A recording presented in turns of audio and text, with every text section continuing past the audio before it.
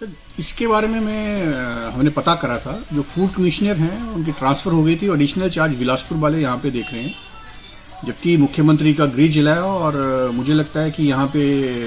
Regular food commissioner होना चाहिए। और दूसरा ये भी मुझे ध्यान में आया था कि जो एक गाड़ी बहुत कीमती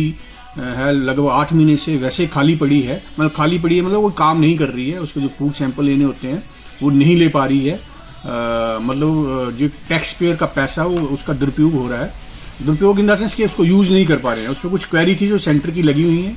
और वो शायद अभी तक दूर नहीं हुई है और वो वैसे की वैसी खड़ी है। तो हमारा विभाग से भी और प्रशासन से भी यही अनुरोध है कि कम से कम जो बेसिक चीजें हैं, जो आपको एक चीज दी है उस पे प्रायोरिटी पे काम करिए, उस बैन को चलाइए,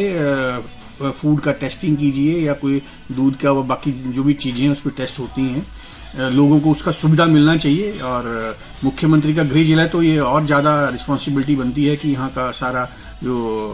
बंदोबस्त है ठीक हो। देखिए विभाग की वो है कमजोरी है, क्योंकि अगर उनके पास मशीन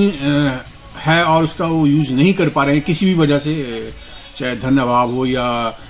लोगों का अभाव हो, काम करने वाले लोगों का अभाव हो, तो ये मुझे लगता है यहाँ के जो हमारे जिला के भी जो हमारे लोग हैं उनको भी, जो यहाँ के अधिकारी हैं उनको भी ध्यान देना चाहिए कि ये जो चीजें बहुत जरूरी चीजें हैं इनको प्रायोरिटी पे करना चाहिए। और अगर एक इतनी महंगी आपके पास गाड़ी खड़ी है और आप उसका सदुपयोग नहीं कर पा रहे हैं तो मतलब लोगों के सीधे सीधे टैक्स के पैसे का दुरुपयोग है। तो कम से कम अगर कोई क्वेरी है स्टेट की या सेंटर की क्वेरी, तो उसको तुरंत दूर करके इसको यूज में लाना चाहिए। मतलब मेरा तो विभाग से यही है कि एक तो यहाँ पे तुरंत जो है एक नियमित हमारा डायरेक्टर होना चाहिए, कमिश्नर होना चाहिए फूड वाला, और साथ में जो मशीन आपकी इतनी कीमती पड़ी हुई है उसको भी तुरंत प्रभाव से यूज में लाना चाहिए।